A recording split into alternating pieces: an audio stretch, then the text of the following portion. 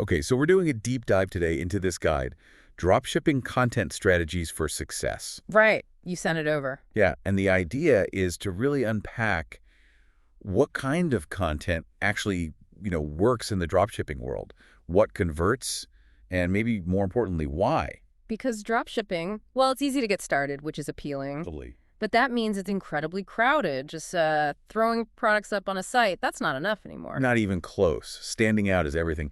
And this guide, it really hammers home that content isn't just like optional fluff. It's how you build that crucial trust and credibility. Which you need right from the get-go. Exactly. And the guide even points out there are tools, like rapidboost.net, for instance, specifically designed to help you boost that social proof and credibility fast. Because, let's face it, looking legitimate early on is a major hurdle. It really is. It's the difference between someone clicking away immediately and someone thinking, okay, this looks like a real brand I can maybe trust. Think about it from your own experience, right? When you land on a new online store, what do? You poke around, you look for info, signs of life. You research. And the stats back it up. Something like 81% of shoppers research online before they buy. So your content, it's essentially your silent salesperson. Mm-hmm. It has to grab attention, sure, but also inform and ultimately, persuade. And this guide makes a great point. The best content does more than just sell. It tells a story, it answers your unspoken questions, it even looks good, visually appealing. That's what separates the stores that really thrive from the ones just sort of existing. People are savvy now. They want more than just a product listing. They're looking for information, for that social proof, and just general reassurance before they hit buy. Absolutely. So where should we start? The product page itself seems logical. Yeah, let's do that. The guide talks a lot about high-converting product descriptions. Right, and this isn't just listing specs. It needs, detail, sure, but also personality, maybe even a bit of storytelling. And focusing on benefits over features. That's key, isn't it? Definitely. So instead of memory foam pillow, it's more like, imagine waking up without that neck ache. Thanks to our supportive memory foam. Yeah. Yeah, using that emotive language helps someone picture it in their life. Exactly. And there's this great example in the guide, a posture corrector store. They redid their descriptions to hit pain points directly, like tired of slouching. Okay. Added social proof trusted by 10,000 plus, used clear bullet points, and saw something like a 34% increase in conversions. Wow, 34% just from tweaking the text. Just from the text. Yeah. Shows how powerful words are. Okay, so text is powerful, but visuals.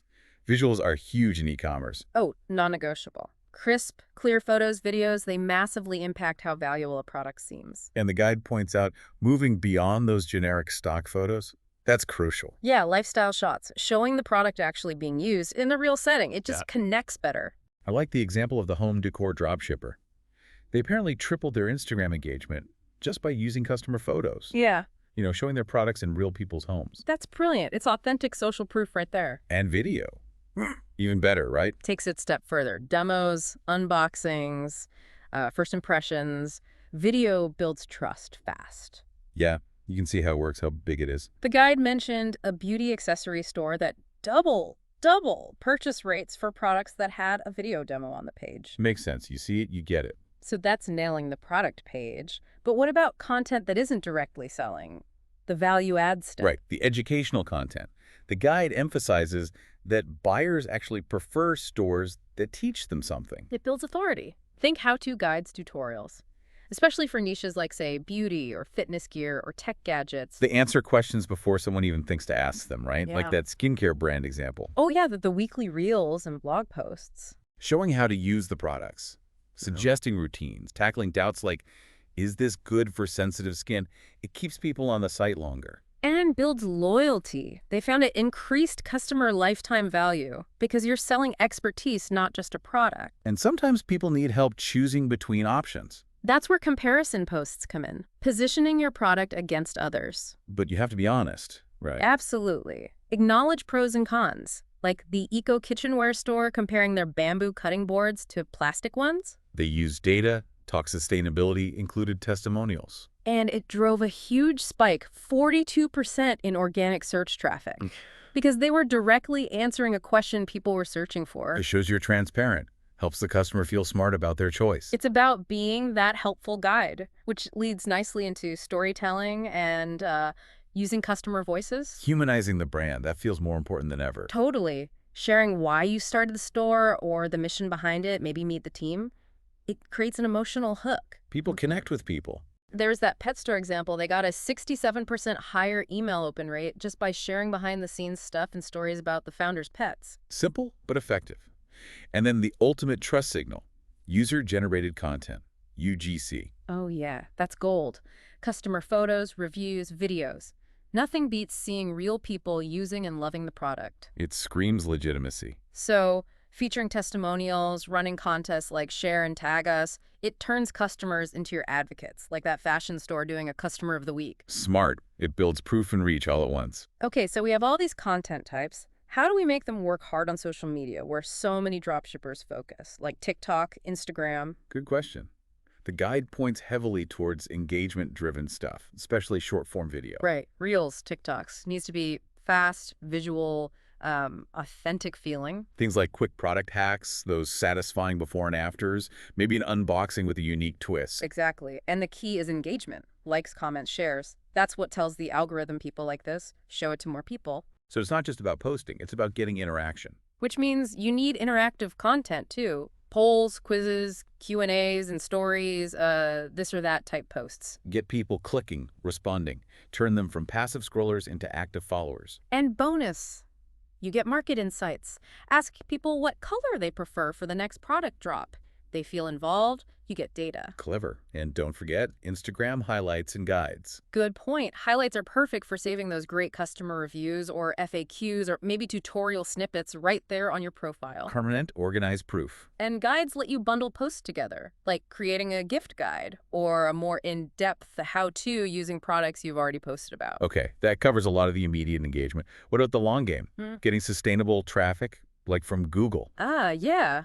For that, SEO-optimized blog content is still king, according to this guide. So writing actual articles. In-depth articles, yeah. Targeting keywords your potential customers are actually searching for. Things like how to organize your desk with minimalist accessories if you sell desk stuff. And then you naturally link to your products within that helpful content. Exactly. The home gym equipment example was great. They blogged weekly about best home workout routines, things like that. Saw a 72% jump in organic traffic over time. That's free traffic, recurring sales. Worth the effort. And alongside blogs, a really solid FAQ section, often overlooked, but powerful. How so?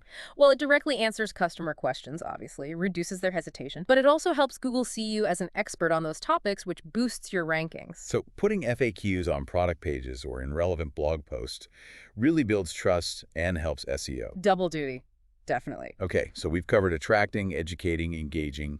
What about the final push? Content specifically designed to convert. Right, the conversion content. Limited time offers, scarcity tactics, they still work. The classic only X left, or countdown timers. But, and this is important, the guide stresses authenticity. Fake scarcity feels cheap. Real promotions, genuine low stock, that's what creates real urgency. Like that holiday candle store, using Instagram stories for live inventory updates. Perfect example. It was real visual scarcity. They sold out way faster, like 60% faster than usual. That's clever. And what about people who almost bought but left? Abandoned cart recovery. Super important.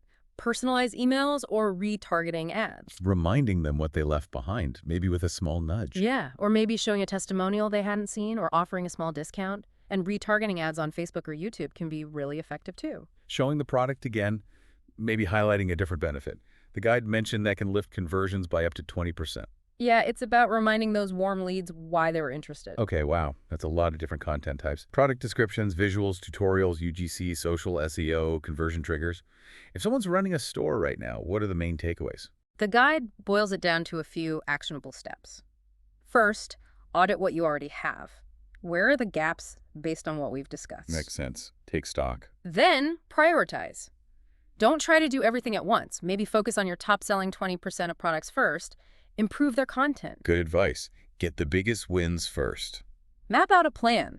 An editorial calendar, even a simple one. What blogs, what social posts, what videos are you creating when? Be intentional about it. Actively encourage and gather that UGC. Make it easy for people to share, and then actually feature it. Show it off. Track everything. Use your analytics.